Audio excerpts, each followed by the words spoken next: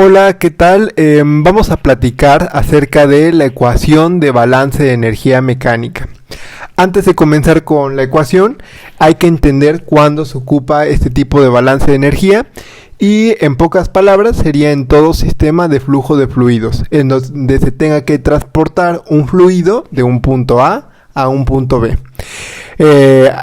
En este tipo de balances, el cambio de la temperatura no es algo que nos apremie, o sea, no es como el típico balance de energía, en donde observas cómo cambia la temperatura, la transferencia de calor, todo eso. Aquí lo que nos importa es saber cómo va a cambiar la velocidad, la presión y la altura en el sistema de flujo de fluidos, para que se aporte o el fluido proporcione un cierto trabajo, contemplando las pérdidas por la fricción que genera el flujo del fluido. Así que bueno, generalmente este tipo de ejercicios, si tienes una bomba, una turbina, algo así, es más común que ocupes este tipo de balance de energía. Muy bien, la ecuación general es esta, la del balance de energía mecánica. Les voy a explicar cada término rápidamente. Primero viene 1 sobre 2 alfa. Alfa es un factor de corrección que vale 0.5 para régimen laminar y 1 para régimen turbulento. ¿Cómo determinas si el fluido está en régimen laminar o turbulento? Ya sabes, con el número de Reynolds. Si el número de Reynolds es menor a 2100, o algunos autores dicen 2300, bueno, pues será régimen laminar. Y si es mayor a 3000, será régimen turbulento. Y ya en base a ello será el valor que tenga alfa. Y recuerda que el número de Reynolds es igual al diámetro por la velocidad por la densidad entre la viscosidad que tenga el fluido. Muy bien, de ahí viene la diferencia de velocidades. El subíndice 2 indica el punto final y el subíndice 1 indica el punto inicial, ¿no? Y este prom indica promedio, que bueno, para que no te hagas bolas, es simplemente la velocidad del fluido. Promedio se refiere a que en un punto determinado un fluido no tiene una velocidad única, sino tiene un perfil de velocidad y bueno, la velocidad del fluido que esté pegado a la tubería va a ser menor que la que esté mero en el medio de la tubería, pero eso es más rollo. Lo que nos importa es la velocidad promedio, la velocidad general que va a tener el fluido y ya, ¿no? Entonces tú no te preocupes por eso del promedio. De ahí viene más la gravedad, pues G es gravedad, por la diferencia de alturas, Z es altura, más la diferencia de presiones, esta P es de presión, sobre la densidad del fluido. Ojo que esta ecuación entonces nos sirve para únicamente fluidos incompresibles, es decir, que su densidad, por ejemplo, no va a cambiar. De ahí viene la sumatoria de las pérdidas por fricción. Ahorita vamos a entrar en detalle en este término, que sería el único que sería nuevo para nosotros. Y de ahí viene el trabajo. Recuerda que el trabajo va a ser positivo si lo ejerce el fluido, si lo proporciona el fluido, y va a ser negativo si se le proporciona al fluido, si se le ejerce. Por ejemplo, en una bomba, la bomba ejerce trabajo, ¿no? El fluido no le ejerce el trabajo a la bomba. Y bueno, todo esto es igual a 0. Bien, vamos ahora nada más con el término que no conocemos, que es nuevo, que es el de las pérdidas por fricción. En algunos ejercicios ya nos dan directamente este valor, pero en muchos otros no, y en la vida real obviamente no nos lo van a dar, entonces hay que calcularlo. Y consta de 4 términos. El primer término es el que siempre vamos a utilizar. Puede que los otros 3 no, pero este siempre lo vamos a utilizar. Que hace referencia a la fricción que genera la tubería. Este término que estoy con el cursor, la fricción del fluido al pasar por la tubería. Y esto va a ser igual a 4 por F. F es el factor de fricción de fanning en este caso. Ahorita vamos a entrar en detalle en cómo se calcula este factor de fricción. Por delta L, que es la longitud de la tubería, por la velocidad al cuadrado, sobre diámetro y sobre 2. Muy bien. De ahí vienen estos 3 términos. Este hace referencia a una expansión este hace referencia a una compresión y esto hace referencia a las pérdidas por accesorios. Expansión en que les pongo una imagen de que es una expansión, que la tubería incrementa su tamaño, ¿no? Y compresión al revés, ¿no? Que disminuye su tamaño, ¿no? Respecto al diámetro que tenía. Y bueno, este B1, este B2 y este también hace referencia a la velocidad que tenga el fluido en ese punto en específico, y las K de expansión, de compresión o de el accesorio se determinan de acuerdo al caso. Fíjate bien. Bueno, antes de ir con cómo se determina cada K, les pongo esta ecuación por si la velocidad se mantiene constante en todos los puntos, pues simplemente se factorizaría la velocidad y quedaría así la ecuación, ¿no? Bueno, ahora sí, ¿cómo se calcula cada una de estas K? Bueno, la K, si hubiera una expansión, se calcula de esta forma. Dices 1 menos A1 sobre A2 al cuadrado. A1 sería el área de la tubería o del conducto antes de la expansión y A2 después de la expansión. Y si hubiera una en reducción, pues sería con esta ecuación, dice 0.55 por 1 menos A2 sobre A1. Y para el valor de KF ya está calculado, hay tablas que proporcionan el valor de acuerdo al accesorio, ¿no?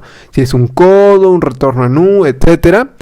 Esta tabla es para valores en flujo turbulento, pero también hay tablas para régimen en flujo laminar. Viene en el libro de Jankoplis, por si lo llegaras a utilizar, pero generalmente en estos sistemas de flujo de fluido es muy raro que se ocupe el flujo laminar. Siempre está el fluido en régimen turbulento, ¿no? Entonces esta tabla seguramente te va a servir. Muy bien. Les decía que en estas ecuaciones, en todas estas diapositivas que les he mostrado, se maneja el factor de fricción de Fanning, ¿sí? Es esta F como cursiva, ¿no? Ojo, existe otro factor de fricción llamado de Darcy. Ahorita voy a explicar la diferencia o cómo se relacionan el de Fanning y el de Darcy. Pero ojo, en todas estas ecuaciones el que tienes que aplicar es el de Fanning, ¿sí? En todas las ecuaciones que yo te mostré. Ahora, ¿cómo se calcula? Bueno, en régimen laminar se calcula con esta ecuación.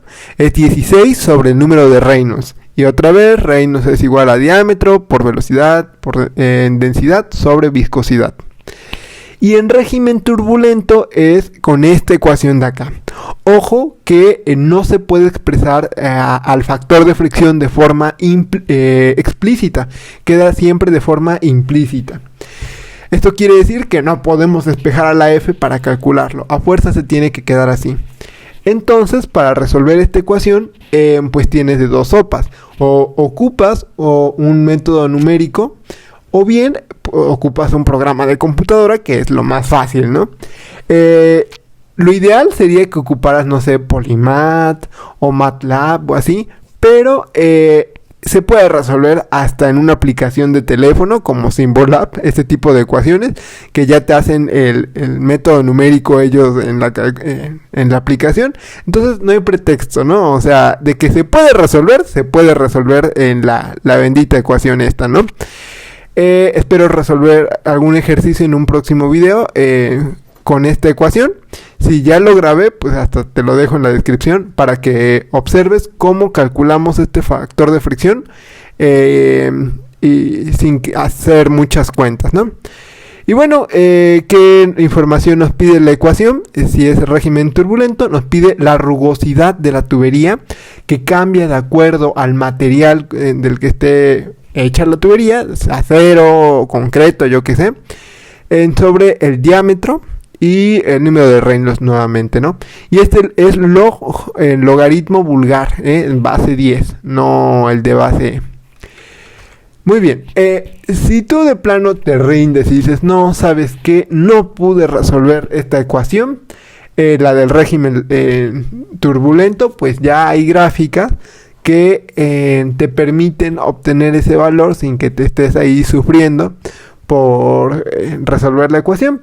Yo no te lo recomiendo. Muchos maestros te dicen que lo hagas así, pero yo no lo recomiendo porque pues es una gráfica, es muy poco precisa, no, o sea, esto sería así como bueno, para, para si no queda de otra, pues ya con la gráfica, ¿no? Pero bueno, aquí viene la rugosidad para diversos materiales, como te decía, esta sí te va a servir para cualquier forma. ¿Y cómo vas a ocupar la gráfica? Bueno, vas a agarrar la rugosidad de acuerdo al material y lo divides entre el diámetro de la tubería. Ojo, que la rugosidad está en metros, entonces el diámetro tiene que estar en metros.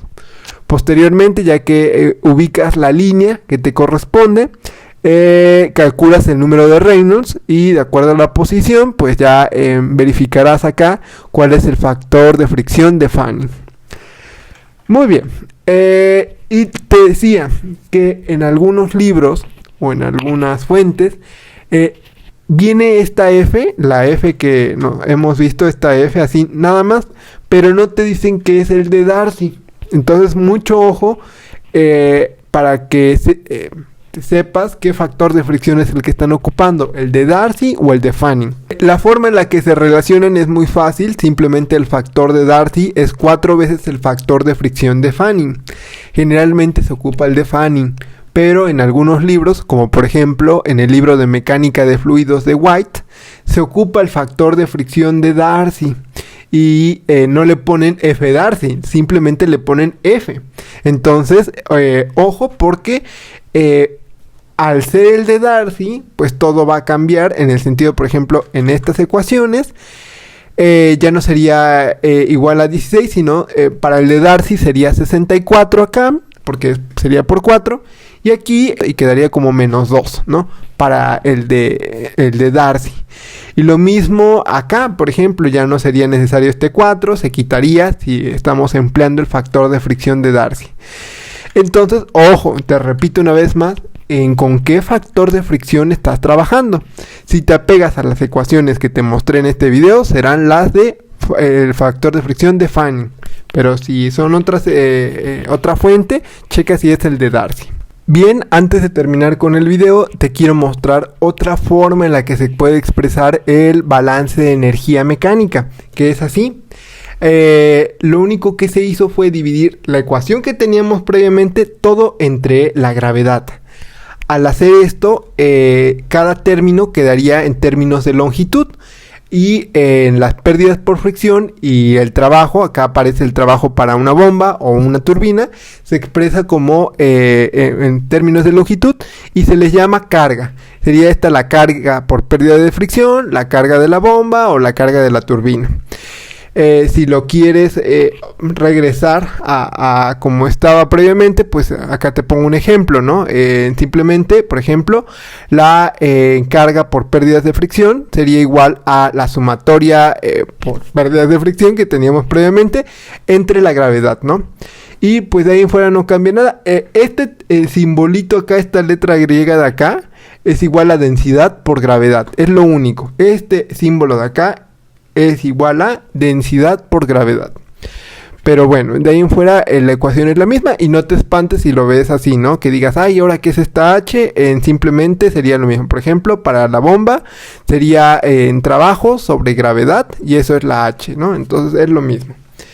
Así que bueno, espero que te sirva la información que te proporcioné en este video y haremos algunos ejercicios para aplicarlo. Así que sin más por el momento, nos vemos en un próximo video.